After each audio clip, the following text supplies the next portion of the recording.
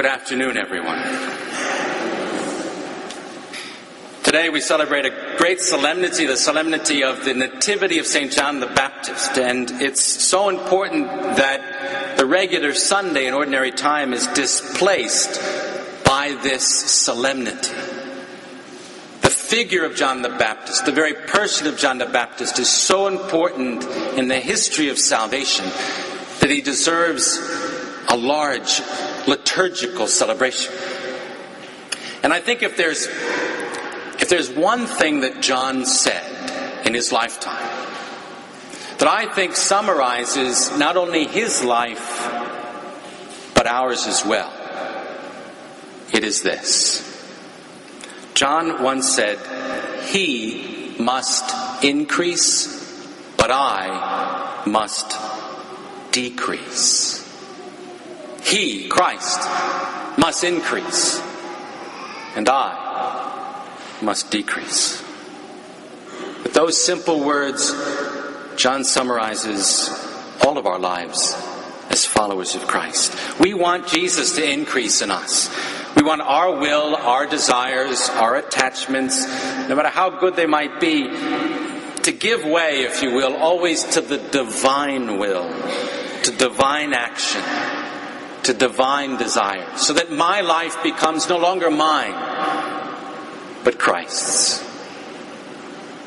Now, in order for John to do that, in order to have been faithful to his role in divine salvation as the precursor to the Messiah, he had to confront civil authority. We know from the scriptures that Herod wanted God to decrease and Herod to increase. And John the Baptist said, no. No, you cannot marry the wife of your brother. And he spoke out openly about this, and this is what caused civil authority, King Herod, to have him arrested and eventually beheaded. John was beheaded for speaking the truth, for putting God's law first, for defending God's priority, and John's own freedom to speak out publicly according to his conscience in defense of God's moral law. Indeed, John the Baptist was a martyr of conscience and of religious liberty. Even though his head was separated from his neck, at that moment he could not have spoken more eloquently. He must increase, but I must decrease. Now, I hope you all know by now. If you haven't, you're going to hear it right now. We are in the midst of what the United States bishops have called the Fortnight for Freedom. I hope you've at least heard of it, saw the bulletin insert the other week, have been keeping an eye on some of the news. We even have the Diocese of Allentown has a special dedicated website just to the Fortnight for Freedom in the Diocese of Allentown called LetReligiousFreedomRing.org. And if you go there, you can find out all about what this Fortnight for Freedom is about and what it means here in the Diocese of Allentown. There's going to be this Sunday and next Sunday across our country. All priests will be preaching on this Fortnight for Freedom. The bishops have called this Fortnight for Freedom, which goes from June the 21st, this past Thursday, to July 4th. They have called this period of time a great hymn of prayer. They have said that they want this time for all Catholics to be a national campaign of teaching and witness of religious liberty. And we definitely need it. They have also published a small document called Our First Most Cherished Liberty, and it's on religious liberty. And in this little document, the bishops point out that there are presently many threats to our religious liberty here in our country. And we need our Catholic faithful informed about these threats because they don't often make it to the headlines. One threat that has made it to the headlines we all know about. And that is, several months ago, the Department of Health and Human Services initiated a mandate requiring that all employers provide health insurance which would cover abortion-inducing drugs, sterilization, and contraception. And not only that, the bishops point out, not only do they require this of Catholic institutions, but they also narrowly defined what a religious institution is. In that mandate, the federal government has said that if you want an exception to this ruling, you have to fit our definition of a religious institution. And they say that in order to be a religious institution, you have to hire only primarily people of your own faith, and only service and work for people of your own faith. Can you imagine that? Can you imagine a Catholic hospital or a Catholic healthcare, any kind of healthcare system, or a soup kitchen, a Catholic soup kitchen? Could you imagine them saying to someone, you know what, we'll help you if you're a Catholic.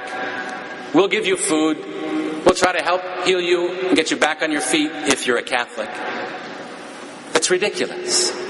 The federal government has not only made a requirement that would go against our conscience, they have also so narrowly defined a religious institution that even Jesus Christ and his disciples couldn't fulfill it.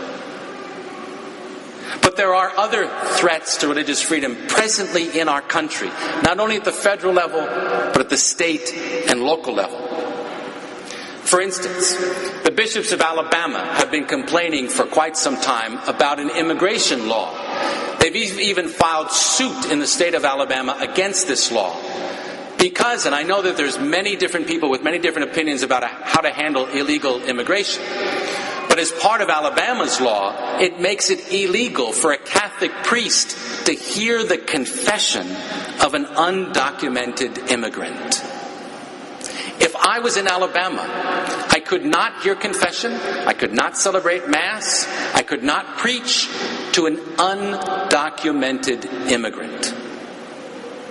And that's why the lawsuit in Alabama is being made against the state, because that's restricting our religious liberty. Again, I know that there are many different ways to try to solve the problem of illegal immigration, but does that mean that a Catholic priest can't, if an illegal immigrant is dying, can't hear their confession and anoint them? No. This is a restriction of our religious liberty. In the city of Boston, San Francisco, Washington, D.C., and throughout the entire state of Illinois, the Catholic churches in those dioceses, in those areas, no longer provide adoption services. Why? Because the Catholic diocese refuse to place children with same-sex couples or unmarried opposite-sex couples who are cohabitating. And for that reason, the state government says you are no longer licensed to be in the adoption service. So they've been forced out of that wonderful charitable service of helping couples adopt children. These are just a few of the present threats to our religious liberty. That's why we need the Fortnight for Freedom. Now, some may ask, why are the bishops in the United States, the Catholic Church in the United States, making such a big deal when there are other difficulties? When state budgets are being restricted, so much so that many of the poor are not going to have access to some services. When we are faced with the horror of 1.2 million abortions every year. When so many are jobless because of a difficult economy. Why is the church dedicating a fortnight for freedom to the question of religious liberty? Well, the answer to that question is very, very simple. Because if the church cannot speak openly and freely, including in the public square, about the unborn, if she is not able to run a soup kitchen, if she's not able to engage in the dialogue on Capitol Hill to help transform and change and improve our economy, if she's not able to speak freely and act freely, she can't possibly help those in need. This is not about contraception. That's a lie. It is about our freedom, our ability to speak, to act, and to have defended and promoted our first, most cherished of freedoms, our religious freedom. And so, this fortnight of freedom, this time between now and July 4th, is a time, first of all, to be informed. Ignorance is one of the greatest enemies of a free society. We all need to be informed. You will hear homilies. Please consult the bulletin. There are catechetical sessions around the diocese this coming week. There's that dedicated website. There's the AD Times. We need to be informed. We also need to be active. Pope Benedict has called for an engaged, articulate, and well-formed Catholic laity. That's you. In order to participate in our society and to write letters to our elected officials telling them that we expect our religious liberty to be defended and promoted. At the end of Mass, we'll have an opportunity. At the end of the pews, there are some sample letters that people can sign and petitions and pens along with them that you can use. And then finally, we need also, and above all, be prayerful during this fortnight for freedom. To pray for religious freedom, that it might continue to be a bedrock for our society. And at the end of Mass, too, there are, at the end of the pews, a special prayer that we will pray for religious freedom. Be informed. Be active. Be prayerful during this time. It's a very important time for our church and our nation. Several centuries ago, St. Thomas More, whose feast day we celebrated this past week, was brought to the scaffold. Brought, like John the Baptist, as a martyr for conscience. And one of his last words were these. He said, "I die the king's good servant, but God's first. He must increase, but I must decrease."